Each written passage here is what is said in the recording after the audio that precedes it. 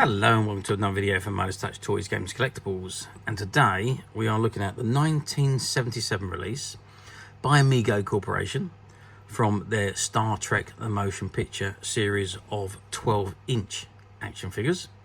Now these figures were released to tie in with the brand new blockbuster motion picture movie that came out on the cinemas in 1977. Okay, so this is the box that it comes in. Now the box is a little bit worn. It has been stuck on a shelf for many years and has somewhat deteriorated, but and this particular box is a European box, so it's the printing is not in English. It does say at the top Star Trek, and you can see an image of a planet and the USS Enterprise, and you've got the characters McCoy, Ilea, Kirk, Spock and Decker, and it says here Arcturian, and the rest of it, you've got the Mego Corp logo at the bottom. The rest of it is in a foreign language. I think it's Spanish. I'm not 100% sure though. And just behind the window you can see the actual Arcturian figure. Okay, so that's the front of the box. If I turn the box around to the back, now you can see all the figures in this particular line. So you've got Captain James Kirk, Mr. Spock, Ilea, Klingon Commander, Captain Decker and the Arcturian. So those were the 6 figures that were in the 12-inch action figure line. Now Mego also produced a series of 3 and 3/4 inch figures also, and I think there was about 10 or 12 in that particular line, but this set is all based on the 12-inch figures. Now there all is these details of each character underneath the names, but as I say, it's in, I think it's in Spanish. I don't know for sure, but I can't read it. Okay, so that's the back of the box. I think what we're going to do now is going to remove the figure from the box very carefully, take it out and have a look at it itself.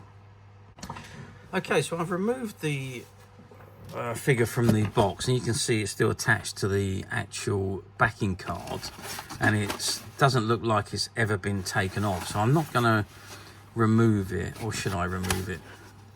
Yeah, it's only held on with ties. Yeah, I'm going to take it off and let's have a proper look at the figure. Okay, now that's much better. So I have removed the figure from the box, from the backing card, and there you can see it's in very good condition. A little bit dusty, but I presume that's from where it's been just sat in the box, because the top of the box is a little bit damaged, but he is in his full uniform. He's even still got his logo on the shirt, as you can see there. So he's in his white tunic with the suede ends, and he's in his pink trousers, or pink, I say, well, not really pink, the beige trousers really, and his boots. Tunic does up with a press stud at the bottom. There is a few dirty marks on his tunic there, but I think that's because of the dust that's that would have got in to the figure over the last 40 odd years. So the figure measures 30 centimeters or 12 inches tall. He measures width wise from, if I go from hand to hand, we are looking at 12 centimeters, and depth wise the widest part of him is probably his head, which is about 5 centimeters. Now with these Mego figures, the 12-inch ones, they all had a tendency to suffer with the faces going grey.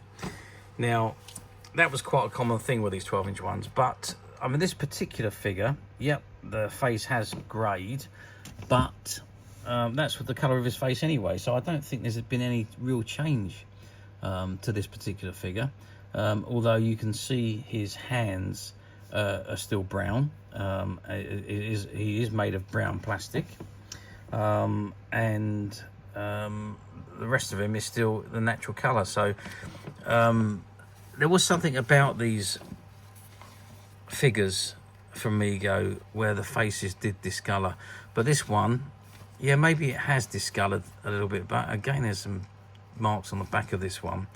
Now I don't think this one is new. I think it is a used one, but it has been, I don't think it's ever been played with. I think it was just, it looks like it's just been displayed, and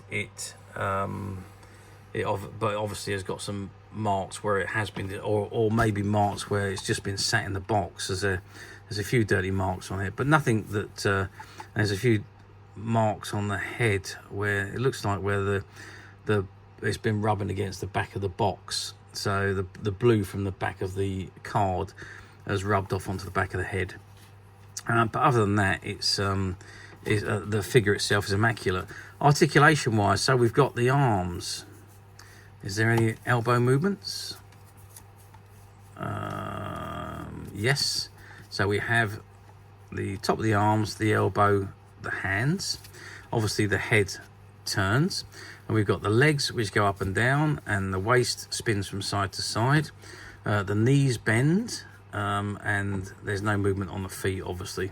Actually, I think the feet do move. Having said that, if I remove the boot, yep, just like the 12-inch Action Man, the foot does actually move. So, yep, and obviously the boots are in immaculate condition as well. So, yeah, I mean, finding these figures nowadays are very difficult indeed, and when you do find them, they're usually not in the best of conditions, because they were all, I'll say, from 1977. We're talking 44 years ago. So yeah, they've been out for quite some time. But in this particular condition, now bear in mind that this one had never been taken off the card until I removed it. So in this particular condition, very difficult to find. And we do have one or two of these figures available on the website, which are loose figures, and they're not in the boxes. Although, I say, the box on this one has certainly seen better days. But this condition, very difficult to find. How well do these figures do? Well, I don't believe the 12-inch figure's done fantastically well.